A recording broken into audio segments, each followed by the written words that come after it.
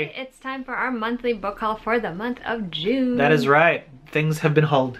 Yeah, unfortunately. There may have been some or regrets. Fortunately. There's not a really lot. no regrets. It's just that I said last month, I was like, I don't really want to acquire as many books in June. And yet here we are. And yet here we are. So we're going to dive right in. The book just fell over in case you were wondering. So we're going to dive right in. I'm going to start with the stuff I got from publishers, which is a hefty amount of books. Let's make this happen. Okay, Let's go. The first one is something that I got unsolicited. It is called Major Detours, and it is by Zachary Sergey. I do like the cover. Yeah, it's pretty cool. And this is coming out September 2021. This is from RP Teens, Running Press Book Publishers. Solve puzzles, discover your truth, and unlock the secrets of the tarot. Okay, it's the summer before college, and four best friends are on the first leg of their road trip, inspired by the unique tarot deck that Amelia inherited from her grandmother. However, their trip, full of visiting occult shops, bonding, and sightseeing, quickly takes a major detour when they discover that their tarot deck is actually more valuable and coveted than they could have ever imagined. So now they're being pursued by people who want the tarot deck. And it's interesting because it says it's an interactive novel, so you get to choose your own adventure. What they're doing, yeah. Which, to be fair, it's been a while since I read a book like that, and I didn't realize that was what this was. So, mildly intrigued. The next book is Defy the Night, which is by Bridget Kemmerer, and this is from Bloomsbury, out also in September 2021. And it says in the back, a kingdom divided by corruption, the king desperately holding it together, the girl willing to risk everything to bring it crashing down. Which sounds pretty damn epic to me, so I am also looking forward to that. Also, I like the colors of this one a lot. It's a really good arc. So this is a book called A Marvelous Light by Freya Mark. It comes out in November 2021, and it came wrapped with this. Oh, it says, welcome to your unbusheling, which is terrifying. I don't know what that means. I don't know that we were busheled the whole time. This is out in November 2021, and it says on the back, Robin Blythe has more than enough bother in his life. So he's struggling with a lot of different things, and then he suddenly sees that there is a magical, like, underground that he didn't know about, which... Very nice. There is now visions of the future, alarming visions of the future. There's also a curse, and so he kind of has to deal with that. And he has to deal with the magical bureaucracy, and so he has a counterpart on that side. So he's the mortal one, there's a magical one, and so they don't get along very much. We can kind of see where that's going. But then there was only one bed. I don't know. There could have been only one bed. I don't know. This is from Tor.com, so I'm pretty intrigued.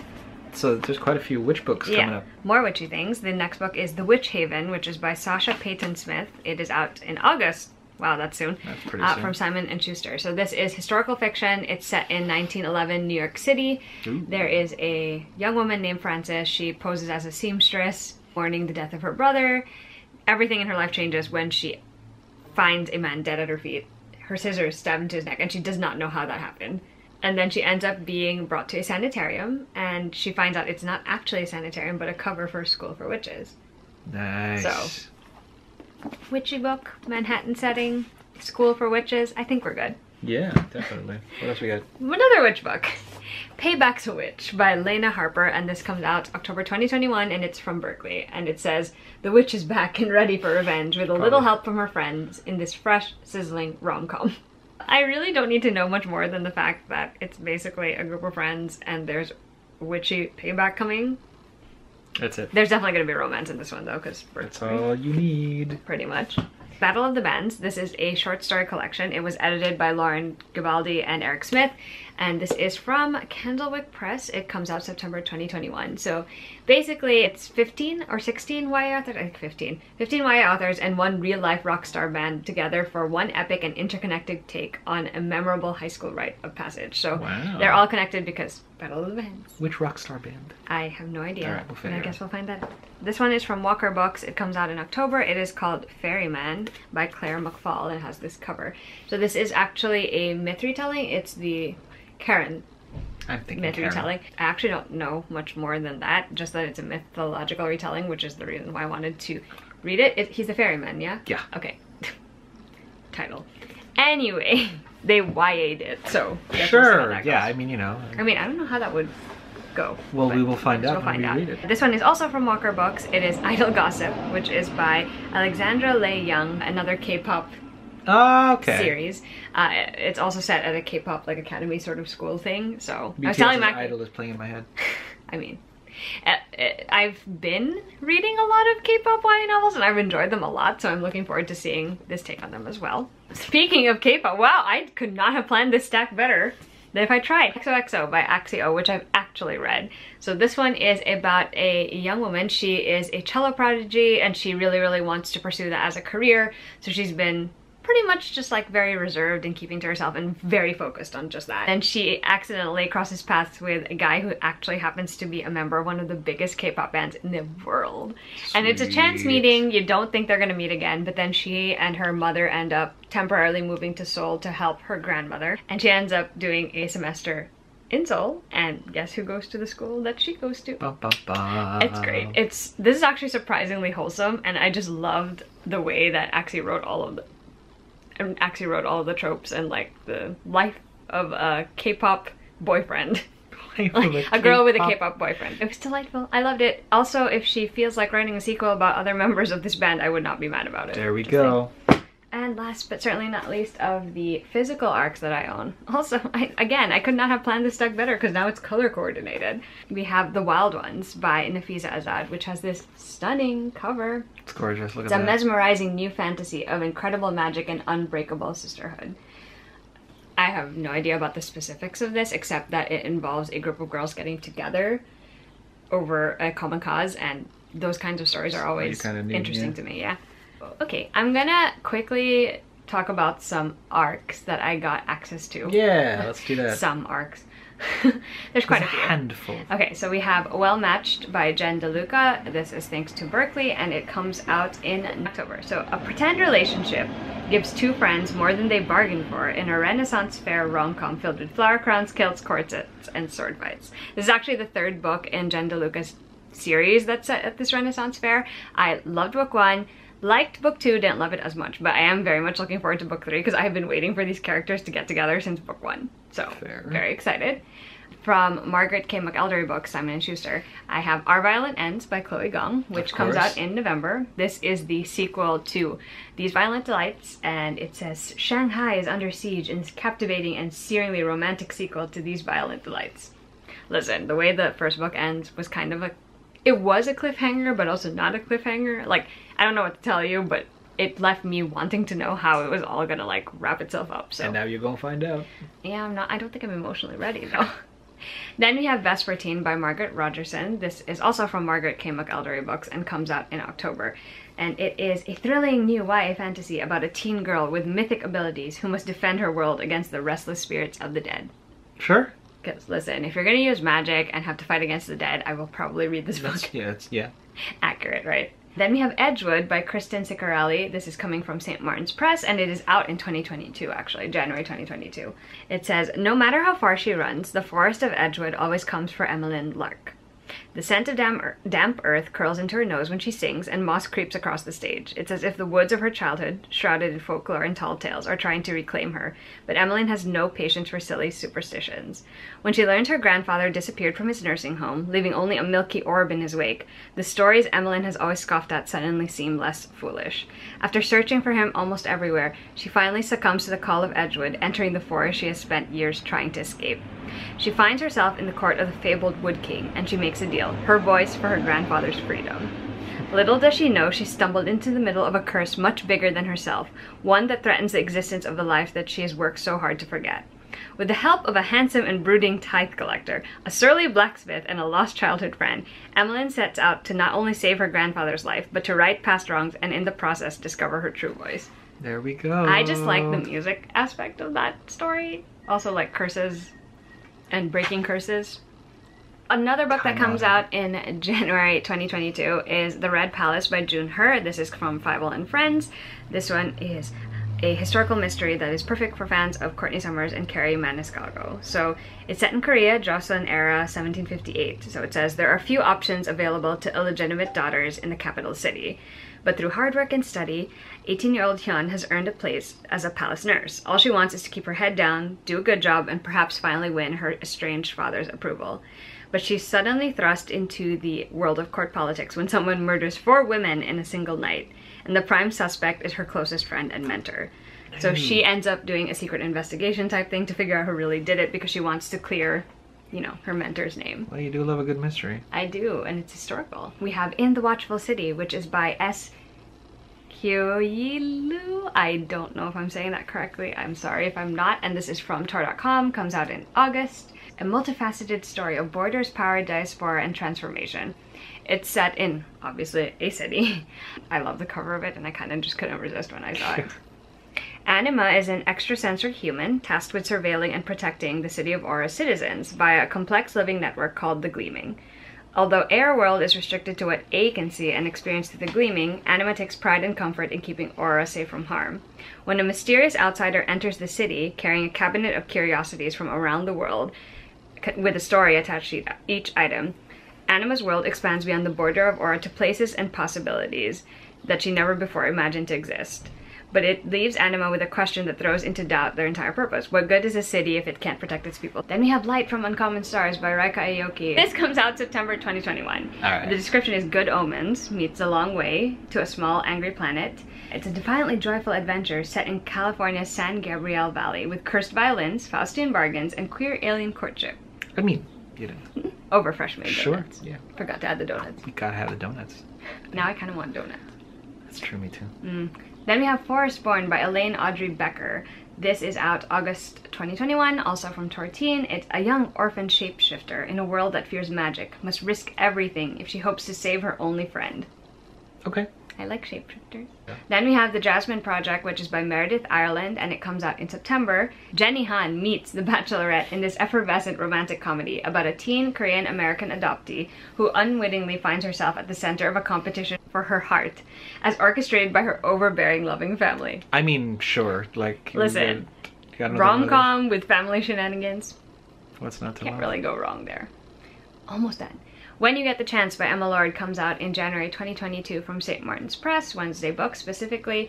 It is an effervescent, endearing, joyful contemporary romance of one young woman searching for her birth mother one summer. I've heard this one comped with Mamma Mia, which excites me. I mean, Mamma Mia and Broadway, those are the two things. So, excited for that. Then we have Devil in Disguise by Lisa Kleypas, which comes out at the end of July. This is the, I can't even remember if it's the 6th now or the 5th book in the Ravenel series from Lisa Kleypas, and it is an enthralling and steaming romance between a Scot with a mysterious past and a strong-willed lady looking for adventure and love. Listen, I love Lisa Kleypas in general. I've enjoyed all her books that I've read, so. And last of the digital galleys, but not least, is The Keeper of Night by Kylie Lee Baker from Inkyard Press, coming out October 2021. This one says, a girl of two worlds accepted by none, a half-reaper, half-shinigami soul collector seeks her destiny in this haunting and compulsively readable dark fantasy set in 1890s Japan. So, you know, keyword, Shinigami. That was the first thing I saw in the summary, and I was like, yes, I will absolutely read this book. So, very excited. Those are all the arcs that I received from the publishers. I'm very grateful. We have a couple more other books from them, but I'll talk about those later on. So let's take a break and talk about your stuff. right, so we venture into graphical novel territory. Graphical novel territory. Territorial. Whatever, we put the owl everywhere else. I'm going to start with Reign of X, the most recent of the sort of releases. Is that the new? It's, I guess, so, you know, it's, I guess, what they're calling sort of like the next set of books that happens after sort of the X of Swords piece for the X-Men. So the X-Men they're on the front foot, they've got their own island now, and now that they sort of resolved their place in the world and with each other, all of that storming and norming, right? Storming and norming! That is a great combination of words. It really is. Good job. And now it's time for them to sort of like really kick it up a notch, and that's what Reign of X is. Then there's the trilogy of this graphic novel trilogy called Something is Killing the Children. You read it, yeah? I've read it. It's magnificent. The third book just came out, and it's just this gorgeous, gorgeous, gruesome, terrible, horrible tale. You like your horror stories. I really do, don't I? Where, you know, a little boy survives the murder of his friends at the hands of some creature that no adult can see. And the one semi-adult that does see it is tasked by her secret order to destroy all of them. And so, so that's always cool. And shenanigans ensue. The Princess Witch trilogy is something that You've only read the first one, yeah? Yeah, the next couple of like sets of stuff are just really just me beefing up my digital collection, because I just can't be bothered to hold books these days. Yeah, apparently you read them much faster when you're reading when them I'm on digitally. Kindle. Yes, so this is in the tradition of Kiki's Delivery Service and That's Eva the Evergreen. reason I want to read those, actually. Yeah, it's about Arian, with this young witch who's just like, I need to move to this town, prove my worth, and it's a three-part trilogy. And so I decided to put that in my Kindle. I've also decided to put tapestry books in my Kindle as well. So that is by Henry Neff, which is sort of like a take on the Irish myth of the Tuatha De Danann, and just a couple of elements of that. Right. And subverts the entire YA trope of, we gotta save the world, or can we? Question mark? And I absolutely love that series because it's the craziest. Like, you don't see pre-dystopia much. You were really impressed with this series. I was magnificently impressed with the series. It's a slow burn, I gotta admit, but then it just goes to the craziest places, and then it finally lands. The Adventurers Guild by Nick You've read the first two? I've read the first two. I'm on the third now, and I figured I'll just reread them all in digital because that's always fun. It's not on my list right now, but I did sort of buy it. The Miss Peregrine books went on sale, and I bought them all. I feel like you might have mentioned this before. I loved the first trilogy. The first trilogy was great. I think the movie was pretty decent, just because, again, translations, right? When you adaptations, they're always cool. And it's about a bunch of kids who are being, who have gifts, talents. They're called freaks, maybe, in the real world. Sure. But they just very, very gifted and very, very different. And they are left in the care of people like Miss Peregrine, who are in charge of sort of like little pocket dimensions where time never sort of elapses, and that's always cool. Nicole Conway's Dragon. Oh, you've been keeping up with those. I have been. I've been keeping up with buying them, not so much reading them. I've read everything except for this particular quadrilogy. This is the Dragon Rider Heritage series. So after the other spin-off. Yeah, so this is their most recent sort of like... so different characters again? They're based off of some characters from the previous one. Okay. And it is the latest in the saga. And book 3 is out, book 4 is coming out at the end of the year. And last, but certainly not least... Man, she writes those fast. Yeah, she really does. It's magnificent. And last, but certainly not least, Old Guard Tales Through Time. Number 3, again, single issue, but really they could be treated as standalones, because these are vignettes from the lives of these immortals who cannot die, no matter how much they tried, and have decided to band together and be a force of good in the shadows over the last several centuries. And it sort of tells the stories of sort of each and every single one of them. This one is probably my favorite so far, and I cannot wait to see the rest of the series get printed by this year. Cool.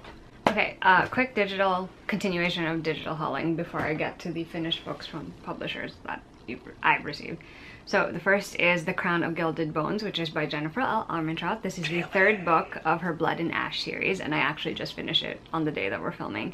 Can't really tell you much about the actual plot because it would spoil 1 and 2 magnificently, but the first book is essentially about a young woman named Poppy. She is the maiden of the Kingdom of Solace that puts her in a special position for God knows what reason. It gets revealed eventually in the book, or sort of revealed. Anyway, she is slowly starting to find out the truth about the kingdom she lives in and the position she's in, and her path kind of crosses paths with a guy named Hawk who ends up becoming her bodyguard, and things kind of unfurl from there. It is a very entertaining series. I had a lot of fun reading the first 3 books, and I'm looking forward to reading the rest. I can definitely see why it wouldn't work for every reader, but since I've always enjoyed JLA's writing and I really like how she tells stories and stuff, and I'm always caught up in the drama of them, I am having a very good time with the series. The next book is Song of the Forever Rains by E.J. Mello. This is the first in her new series, and it is a dark romantic fantasy about a young woman finding hope in her powers of destruction. But what really drew me to it is because I follow the author on Instagram, and she has mentioned that this is a sister story, and I really like that idea a lot.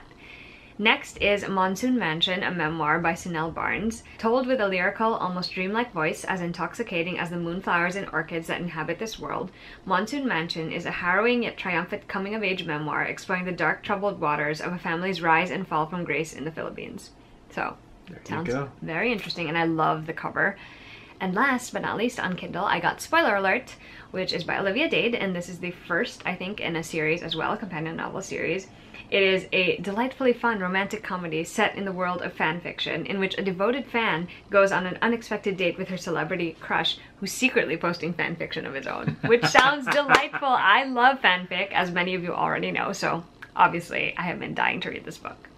Okay, now I'm going to quickly do the finished copies I got from the publisher, because I have a few of those. So first is Sunny Song Will Never Be Famous, which is by Suzanne Park. This is about a young woman named Sunny. She's trying to become a famous, well, a well-known social media personality, and she ends up filming a video that her family doesn't quite approve of. Here we go. So she ends up getting shipped off to a digital detox farm camp in Iowa for the whole summer, or for a whole month, and she still is determined to pursue her social media stardom dreams, and so she's trying to find her way to that despite the limitations of the camp. But then she starts realizing, you know, real life might have its merits too. Sounds really good. And the next book is Of Princess and Promises by Sandhya Menon, which is a Rosetta Academy novel. This is about Katerina Laval, who we actually meet in the first book, and this is based on, I think, The Princess and the Frog. But I could be wrong, like it's a modern day take on that. Sure. Then we have The Infinity Courts, which is by Kemi Don Bowman, and it has this fantastic cover. So this one is about Nami Miyamoto. She's pretty excited about the rest of her life. She has a lot of opportunities in front of her, but on the way to a party, she gets murdered. Oh no. When she wakes up, she learns that she's in a place that is called Infinity, where human consciousness goes when physical bodies die. And she quickly discovers that Ophelia, which is like a virtual assistant that people use on Earth, so basically like Siri, Yeah. has taken over the afterlife and is posing as the queen. She's forcing humans to be servants there. Evil Siri. Wow. So she has grand plans, Ophelia has grand plans, to eradicate human existence once and for all. And don't we all? So basically Nami ends up teaming up with a bunch of other people to try and take Ophelia down. And it sounds pretty fun to me. Okay, that's fair. Then we have We Can't Keep Meeting Like This by Rachel Lynn Solomon, which has this very cute cover. Quinn Berkowitz's and Tarek Mansour's families have been in business together for years. Quinn's parents are wedding planners, and Tarek's own a catering company. Sure. At the end of last summer, she confesses that she has a crush on him, and then he left for college without saying anything. So she's kind of been dreading seeing him again, but they end up clashing when they finally do in the summer. So it's basically a YA rom-com. Here we go. Cannot wait. Alright, and then I got this box, which there's the cover. Pretty. Here's the top. As you might have already guessed, because of the labeling on the box, it is for Rise to the Sun by Leah Johnson. So let's see what's in here. We shall unbox. Right, there's a playlist. So there's a card that tells me where I can find the playlist, a little information of the book. There is a scarf. Scarf. Very nice, actually. Oh, I like this. It has like a scribbled hearts and Ferris wheels, which I guess is a big thing. I guess this music festival in the book, I've heard about this book, so I kind of know. Oh, heart-shaped sunglasses, the best! I love heart-shaped sunglasses, and they're yellow. Oh, that's hot. I'm gonna put them over my glasses. Ooh, I would wear these. I would totally. 10 out of 10. I would wear these. You would wear them. Actually. There's Probably like an clashing my ID hair right card, now, which is like an all-access pass type deal, which is cool. There is a keychain that says Rise to the Sun, has by Wear these to a Lakers game. Oh yeah. Not that I'm a basketball fan. So the book is Rise to the Sun by Leah Johnson. This is the cover. It says 3 days, 2 girls, 1 life-changing music festival. So very much looking forward to reading that. I've heard great things about her debut novel, which I haven't yet read, but I'm very excited to get to that one as well. I like how you're just gonna keep the shades on there. I can't see a thing, but I feel great. I'm gonna finish this section by talking about a book that I am borrowing from Merrily Kristen. It's an arc of Malibu Rising by Taylor Jenkins Reid, which is Taylor Jenkins Reid's latest book. It's about siblings. It's basically like a party that they throw and then something goes wrong at the party. Which, unsurprising. I mean. But apparently this also jumps between the past and the present timelines, which should be interesting. I really enjoyed Daisy Jones and the Six, and this book is actually connected to that, so I'm curious to see where it will go. I'm gonna take a break for now from talking, because I have to talk about things that I bought, but we're gonna get to that later. I'm gonna interrupt with a manga haul, which we totally forgot that we didn't have, but we actually did. I do have a manga haul, actually, also. Lead into that particular manga haul. So Alexa and I decided to have like a joint... This is how nerdy we are now. To have like a joint digital book account, I want to say, where, you know, it's basically just like a shared Kindle, where it's just we're gonna collect all the manga in the whole freaking world. So, not all the manga. Well, you know, all the manga we want and don't have space on the shelves for, but we totally love. So let's start with Jujutsu Kaisen, because we volumes 0 to 10, yeah. 11, I want to say. Are we at 11 already? I thought it was 11, only 10. Yeah. We subscribed, so we might have been 10 at the time, but it's just like 11 now. So there's that. Jujutsu Kaisen is about a young boy who had just joined his school's occult club for fun, and his occult club members just sort of did something really stupid and brought down a terrible, terrible curse upon themselves.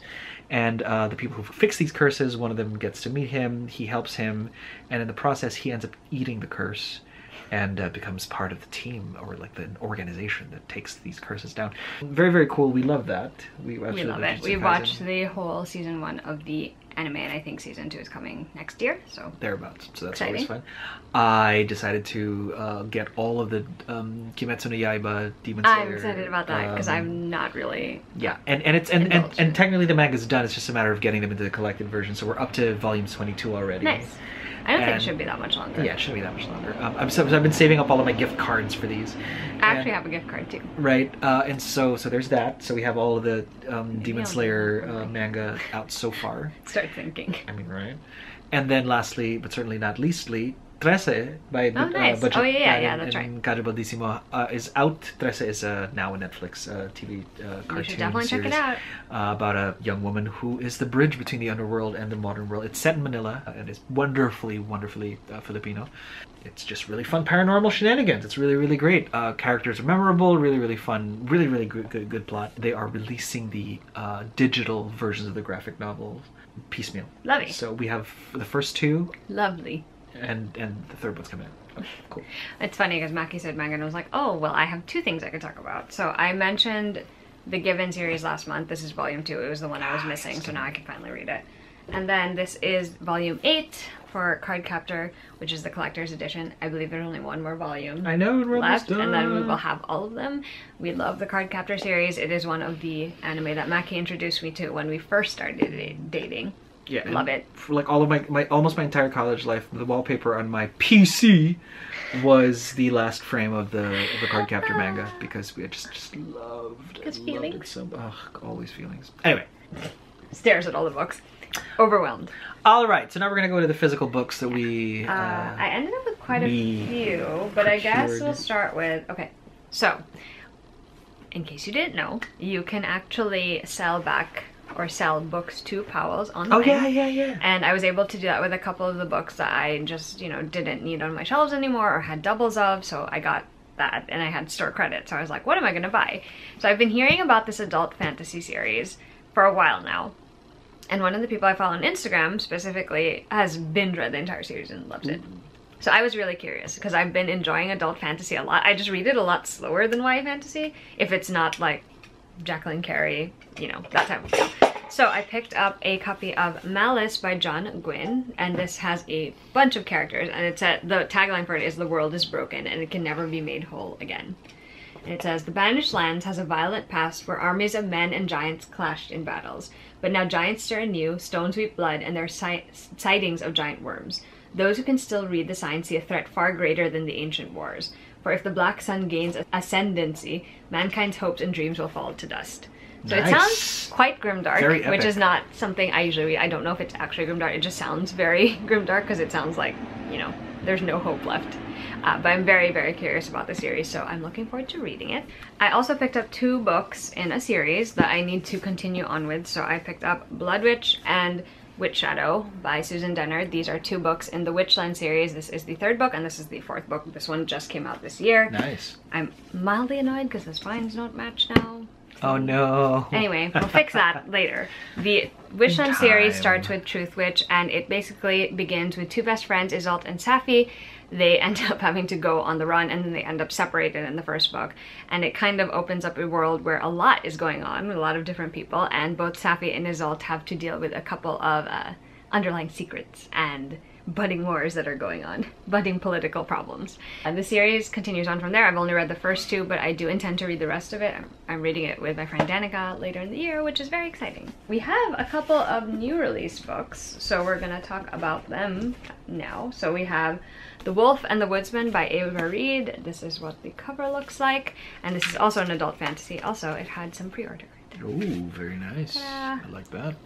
So this unforgettable debut follows a young pagan woman with hidden powers and a one-eyed captain of the woodsmen as they form an unlikely alliance to thwart a tyrant. I've heard about this one from a DJ from This Life in Fiction. He recommended quite a few wolf books to me this year, so I am very interested to see how this one reads.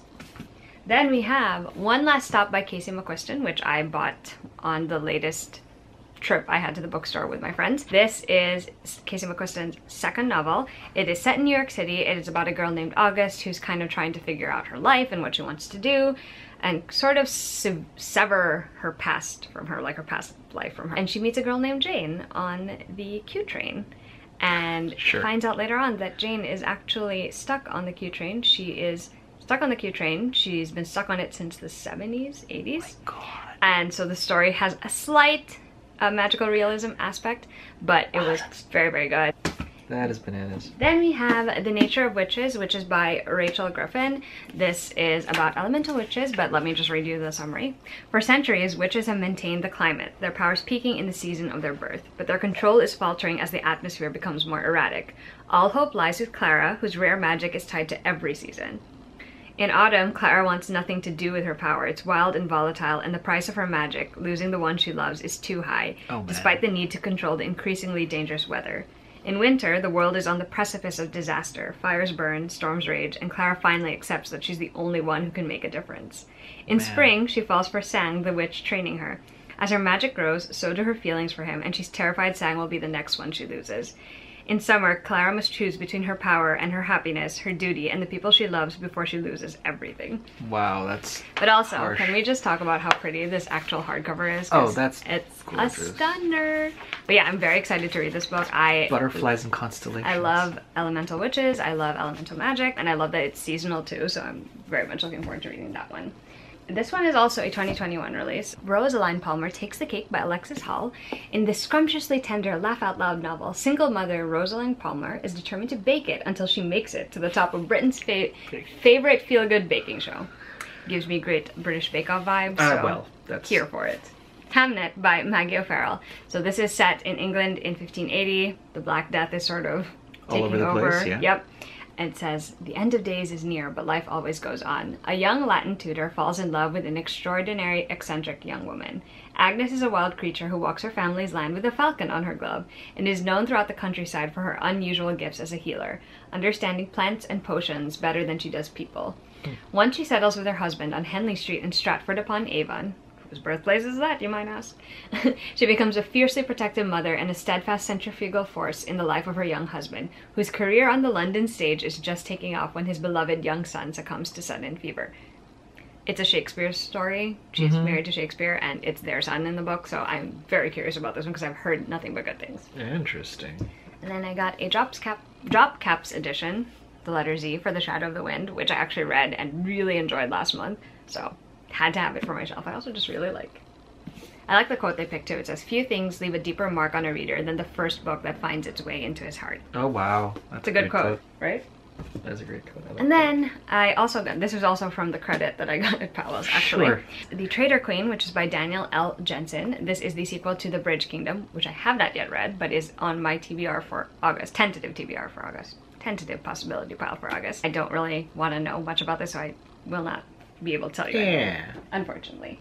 Then this finally came. I was really excited about this. This is the beautiful Lit Joy Crate edition of The Secret Garden. So it comes with a slipcase that has this design, and then the book itself looks like this, which is gorgeous. Has the purple spine, has the back, purple sprayed edges. The end papers are basically exactly the same as the slipcase. It's beautiful. I'm pretty sure these are numbered editions. Yeah, I got number 6. See, 6 of 1,000 copies, so. Gorgeous. Yeah, I love The Secret Garden, as many of you already know. We have quite the collection of editions of this book, so had to add this one as well.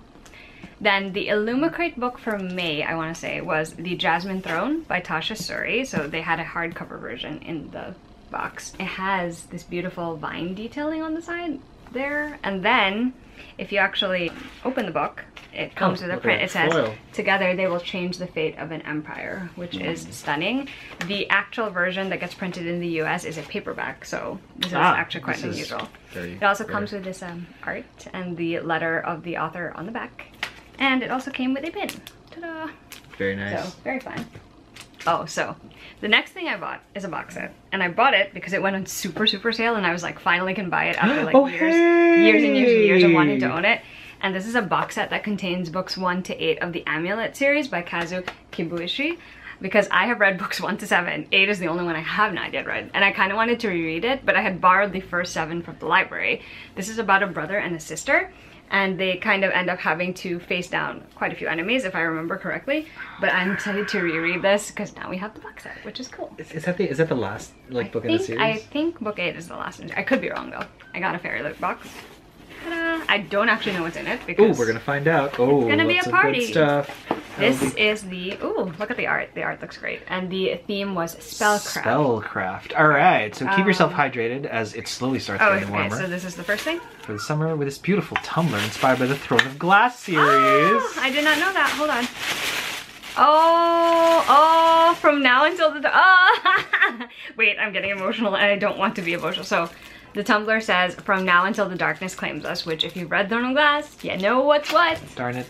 All right, here we go. Have to wait till that. Okay, what's next? An item that we have never included before is a wooden phone stand. Okay. Now you'll have somewhere to safe to store your phone on your desk. Blah blah blah. There's so many things in this that I'm not. Oh, here it is. Wooden phone stand. Okay. What does it look like? It's probably a foldy thing. Like you just have to. Oh, pretty. Yeah. There you go. Sorry, ignore me. Oh, it has a quote actually. It says, "Behold what has arrived" by Jordan Falco. I like the design on it. It's beautiful. Raybearer, right? Okay.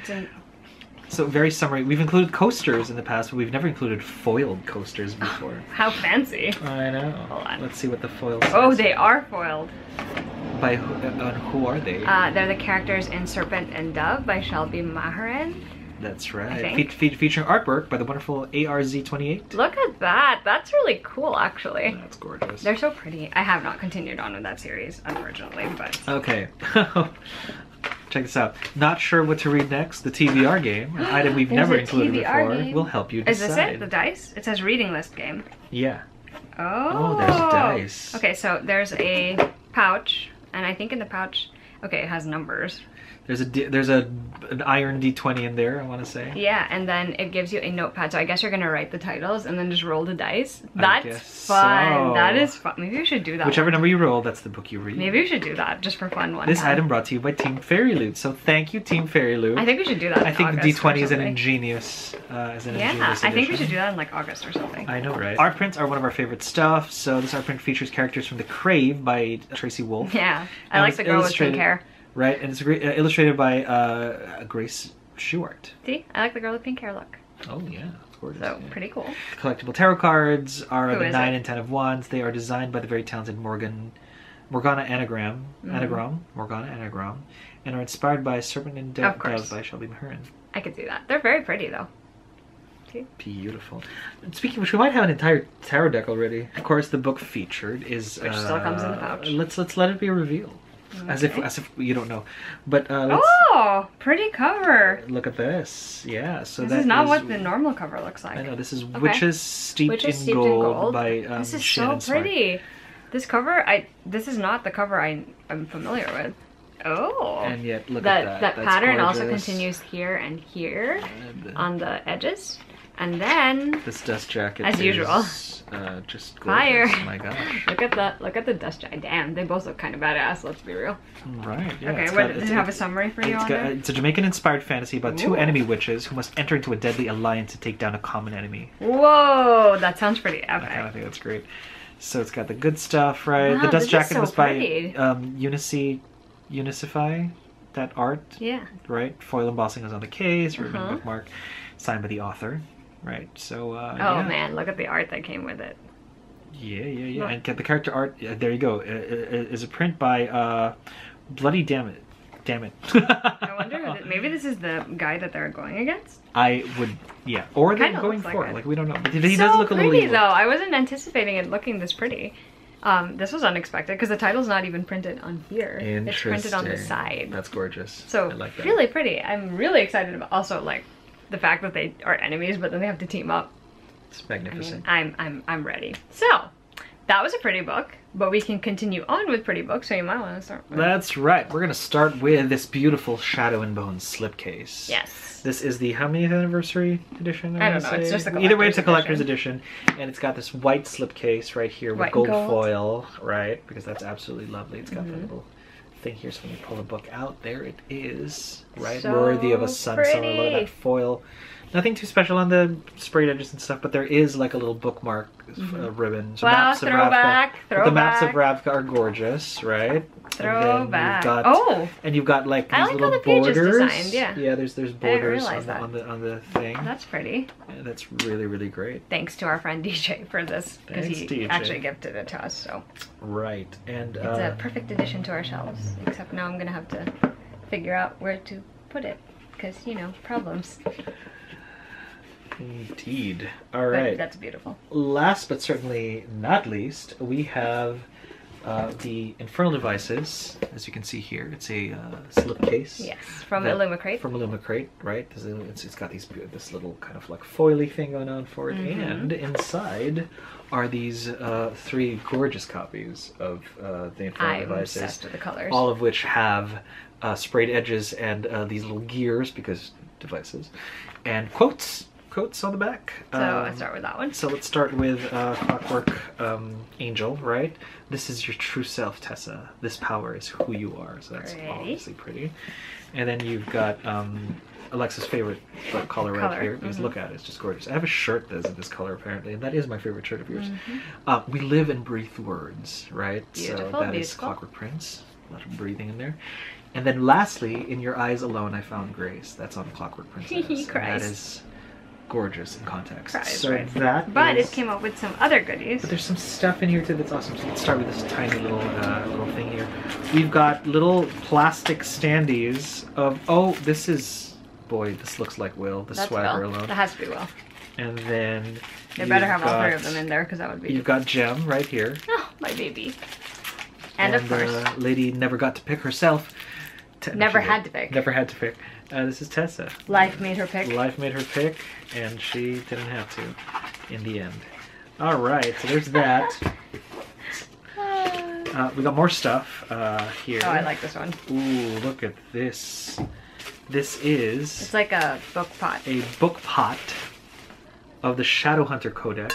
A very pretty version of the Shadowhunter Codex. And it's got the Dorlex Said Lex piece, the indispensable guide for all young Shadowhunters. So Property pretty, of the though. London Institute, 28th edition. How many people are willing to bet this has been vandalized by the previous owners? I'm almost willing to bet. So that's always pretty, and that's always nice, right? You've got the codex there. Anything else? Well, you know, you've got a letter from Cassie, right? Because that's always fun. And then, of course, the little card. That just I think that's about everything. Alrighty, so that pretty much covers the entire haul. I want to say we are at the end of this thing. Yeah, quite a few exciting acquisitions. Quite a few exciting things. Very exciting, actually. So, can't really complain. A lot of pretty books this time. Very, very pretty. Anyway, let us know what you guys picked up in the month of June. We'd love to hear, especially if it's like new release stuff. We're always curious about that.